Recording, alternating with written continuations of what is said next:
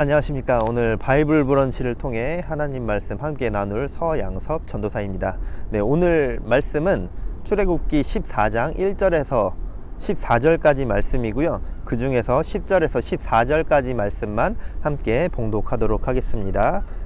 출애굽기 14장 10절에서 14절 말씀만 함께 봉독하도록 하겠습니다. 바로가 가까이 올 때 이스라엘 자손이 눈을 들어 본즉 애국 사람들이 자기들 뒤에 이른지라. 이스라엘 자손이 심히 두려워하여 여호와께 부르짖고 그들이 또 모세에게 이르되 애굽에 매장지가 없어서 당신이 우리를 이끌어내어 이 광야에서 죽게 하느냐. 어찌하여 당신이 우리를 애굽에서 이끌어내어 우리에게 이같이 하느냐. 우리가 애굽에서 당신에게 이른 말이 이것이 아니냐. 이르기를 우리를 내버려 두라. 우리가 애굽 사람을 섬길 것이라 하지 아니하더냐. 애굽 사람을 섬기는 것이 광야에서 죽는 것보다 낫겠노라. 모세가 백성에게 이르되 너희는 두려워하지 말고 가만히 서서 여호와께서 오늘 너희를 위하여 행하시는 구원을 보라. 너희가 오늘 본 애굽 사람을 영원히 다시 보지 아니하리라. 여호와께서 너희를 위하여 싸우시리니 너희는 가만히 있을지니라. 아멘.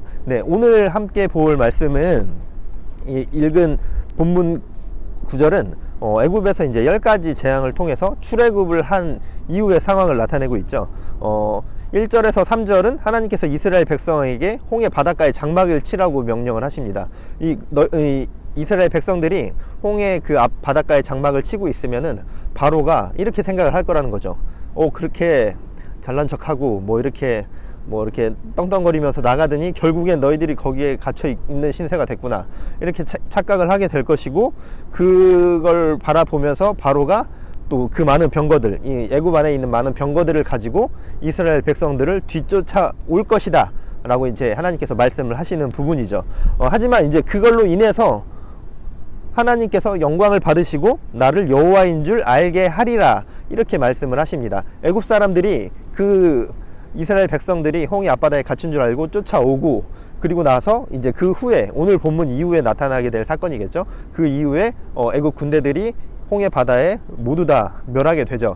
그 사건을 통해서 애굽 사람들 모두가 나를 여호와인 줄 알게 될 것이다 라고 이렇게 말씀을 하고 계시는 것입니다.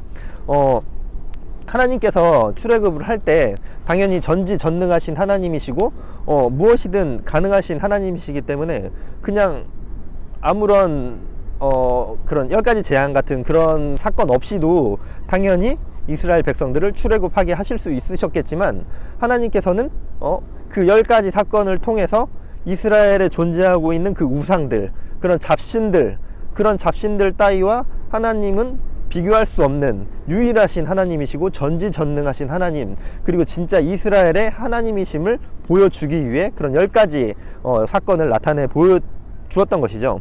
근데 이 홍해 사건 역시 섬세하고도 완벽한 하나님의 계획이라는 것입니다. 이스라엘 백성들을 바로가 내보내기는 했지만 언제든지 마음을 바꿔서 이렇게 쫓아올 수 있는 것이고, 언제든지 마음을 바꿔서 또 이스라엘 백성들이 거주하고 있는 곳까지 와서 전쟁을 일으킬 수도 있는 그런 상황이기 때문에 하나님께서는 완벽하게 애굽에게는 경고를, 그리고 이스라엘 백성들에게는 내가 너희를 보호하고 지키는 내가 너희들 이스라엘의 하나님이다 라는 것을 완벽하게 보여주고 계시는 것입니다. 이제 이 이스라엘 백성들이 병거를 가지고 쫓아오는데, 그 병거를 가지고 쫓아오고 이런 바다 바로 앞에, 지금 제 뒤에는 이제 여기는 대부도 바닷가입니다. 대부도 바닷가에서 바람이 굉장히 많이 불고 있는 상황 중에 제가 이제 이 출애굽하고 그 홍해 사건을 이 본문으로 나와 있길래 이곳에 와서 한번 저도 느껴보면서 뒤에 이렇게 앞에는 바다가 가로막고 있고 이곳에서 애굽 군대가 쫓아온다, 그리고 나는 이곳에 이렇게 있다라는 상황 가운데 오늘 본문을 한번 나눠보면은 조금 더 피부에 와닿게 또 이렇게 나눌 수 있을 것 같아서 와봤는데 이제 점차 또 이렇게 또 나누도록 하겠습니다. 이제 4절에서 보면은 내가 바로의 마음을 완악하게 한즉 바로가 그들의 뒤를 따르리니, 이렇게 나오는데, 사실은 처음 제가 이 20대 초반 그때 이제 성경을 제대로 일독을 할 때, 그 전에도 이제 조금 보기는 했었는데 제대로 일독을 하면서 이 부분에서 굉장히 의아한 마음이 들기는 했었어요. 근데 10가지 재앙을 나타낼 때, 이제 애굽 안에 있을 때도 이거 비슷한 표현들이 11차례 정도 나오거든요. 완악하게 하셨다. 하나님이 바로의 마음을 완악하게 하셨다라는 표현이 한 11번 정도, 10번 정도 이렇게 나오고 있습니다. 근데 그것과 비슷하게 나오는 표현이 뭐가 있냐면은 바로의 마음이 완악하여 라는 표현도 꽤 많이 나타나고 있어요, 성경에서. 하나님께서 바로의 마음을 이렇게 완악하게 했다라는 것은 바로가 굉장히 선한 마음씨를 가지고 있고 뭔가 이렇게 착한 사람인데 바로의 마음을 악하게 만들었다라는 표현이 아닌 것이죠. 그리고 또 뭐 원래 악하긴 했지만 뭐 이스라엘 백성을 내보내 주려고 했는데 하나님이 그 마음을 뭐 돌리고 그 마음을 더 악하게 해서 이스라엘 백성들을 괴롭히고 막 지금 오늘 본문에 나오는 것도 이 홍해 바다 앞에 있을 때도 쫓아오는 그 마음도 하나님이 바로의 마음을 조정해서 쫓아오게 했다라는 이런 표현으로 이렇게 오해를 할 수도 있는 표현이죠. 그리고 이제 저뿐만이 아니라 이 본문에 있어서 그런 질문을 하는 청년들도 꽤 있었어요. 바로의 마음을 완악하게 했다는 것은 하나님의 마음을 그렇게 만든 건데 바로에게 죄를 물을 수 있냐, 이런 질문을 한 청년들도 있었는데, 여기에서 이제 완악하게 하셨으니 라는 이 표현은 히브리어 단어, 그러니까 원어적인 의미로 해석을 해볼 때 완악함을 그대로 두셨으니 라는 표현으로 번역을 하는 게 조금 더 번역적으로 그리고 의미적으로도 맞는 표현입니다.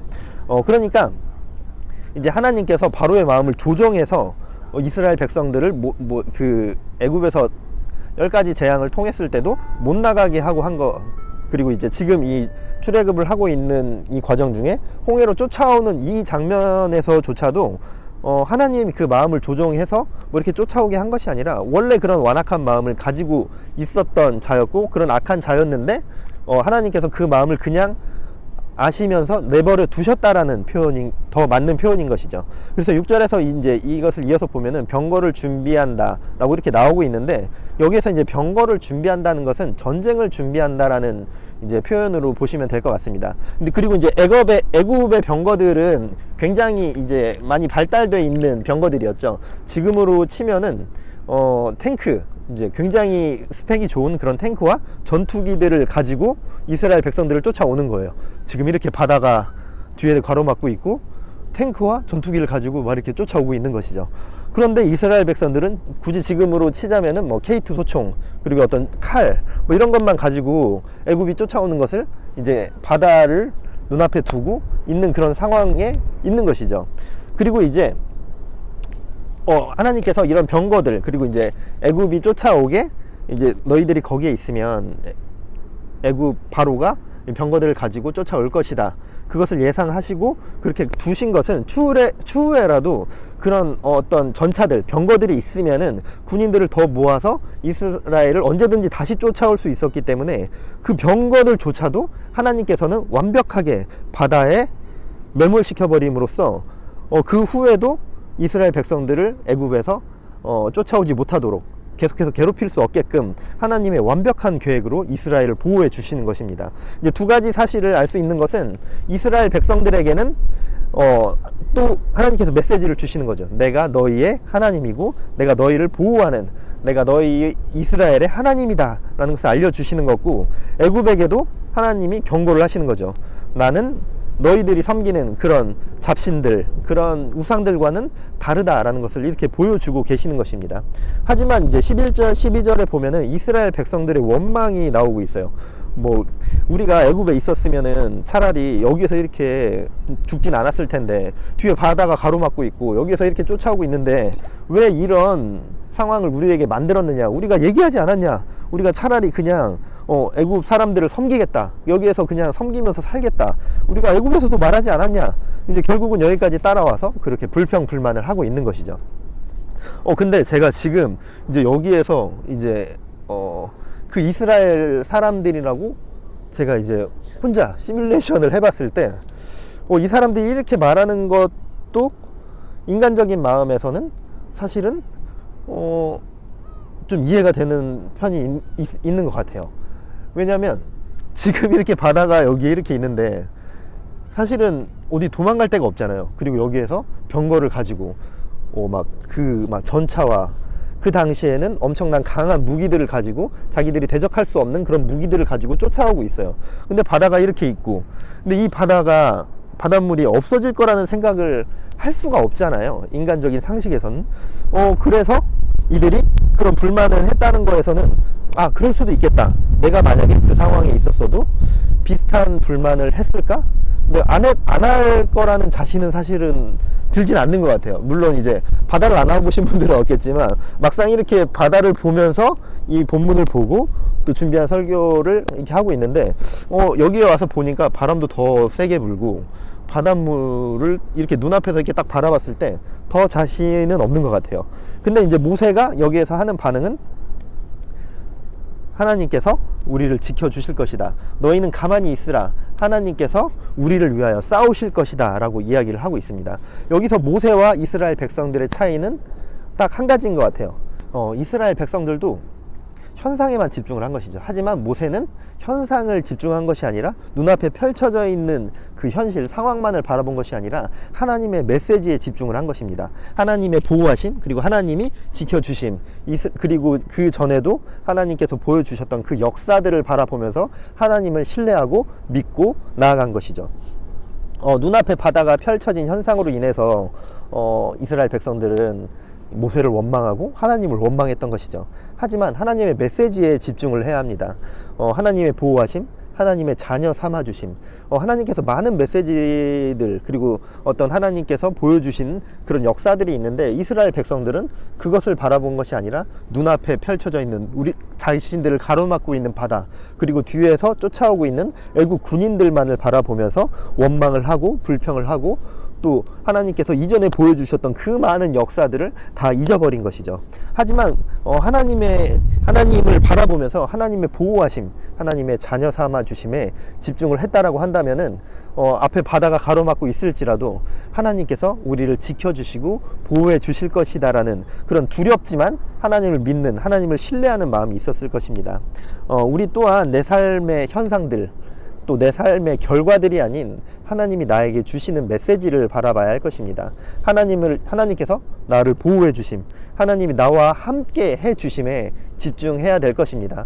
물론 우리가 삶을 살아가면서 내 앞을 가로막는 이런 바다들, 그리고 나를 쫓아오는, 그리고 나를 괴롭히는, 나를 힘들게 하는 그런 무언가가 나를 쫓아오고 나를 힘들게 만들고 나를 두렵게 만들 수 있겠지만, 하나님께서 주시는, 여호와께서 너희를 위하여 싸우시리니 너희는 가만히 있을지니라, 모세가 이렇게 담대하게 선포하고 선언한 것처럼 여러분들의 삶 역시도 두려움, 그리고 힘든 어려운 상황 가운데 있을지라도 내 앞에 어떤 두려움이라는 바다, 그리고 나를 괴롭히는 어떤 바다가 나를 삶에 가로막고 있을지라도, 또 나를 따라오는, 정말 이스라엘 백성들을 병거를 가지고 쫓아오면서 이스라엘 백성을 가만히 두지 않겠다, 내가 너희들을 잡아서 죽이든 다시 끌고 와서 노예로 만들든 너희들을 반드시 붙잡아 오겠다 라면서 쫓아오며 병거를 가지고 쫓아오는 그런 애국 군인들과 같이 나의 삶을 무너뜨리고 나를 괴롭히고 나를 힘들게 하는 것들, 나를 좌절하게 하는 것들, 나를 우울하게 하는 것들, 그런 많은 삶의 문제들이 있을지라도 내가 너희를 위하여 싸우리니 너희는 가만히 있을지니라, 그런 모세와 같은 그런 담대한 고백을 하는 광교 꿈의 교회 모든 성도님들 되시기를 바랍니다. 물론 제가 아까 이야기한 것처럼 이렇게 바다를 막상 바라보고 있으니까 정말 두려울 것 같아요. 하지만 이 바다를 지으신 분이 누구십니까? 하나님이시죠. 하나님께서는 이스라엘 백성들을 이 바다를 가르시고 그곳을 지나가게 하셨지만, 바다를 가르지 않으셨더라도 바다 위를 걷게 하셨을 수도 있겠죠. 그 방법이 어떤 것이든 그것이 무엇이든지 하나님께서는 우리를 지키시고 우리를 보호하시는 하나님이시라는 것입니다. 그리고 그런 하나님께서 늘 우리와 동행하시고 우리가 그런 하나님을 믿고 의지한다면, 정말 홍해를 가르신 그 하나님께서 나의 삶의 문제들, 나의 삶을 괴롭히는 모든 문제들과 두려움과 아픔들을 홍해를 가르신 것처럼 우리의 삶에 해결책을 주실 것이고 하나님의 인도하심으로 우리를 이끌어 주실 것입니다. 그런 하나님을 믿고 의지함으로 나아가는 모두가 되시기를 축복합니다. 네, 제가 기도하고 이제 각자의 기도의 시간을 갖도록 하겠습니다. 하나님 감사합니다. 오늘도 이렇게 하나님의 말씀 나눌 수 있도록 허락하심에 감사드립니다. 우리의 삶 가운데 어려움과 고난과 풍파가 있을지라도 우리를 가로막는 정말 두려움의 바다가 있을지라도, 나를 괴롭히는 애국 군대와 같은 그런 병거들이 쫓아올지라도 하나님을 믿고 신뢰함으로 나아가겠습니다. 우리와 늘 동행하시고 우리를 보호하여 주시옵소서. 감사드립니다. 예수님 이름으로 기도드렸습니다. 아멘. 네, 오늘 함께 나눈 말씀처럼 정말 하나님을 신뢰하고 우리를 위해 싸워주시는 하나님을 믿고 감사함으로 나아가는 모두가 되시기를 바라시고요. 지금 힘든 마음들이 있다면 그것을 하나님께 내어놓고 기도하는 시간, 그리고 각자의 기도 제목 가지고 기도하는 시간 갖도록 하겠습니다. 기도하겠습니다.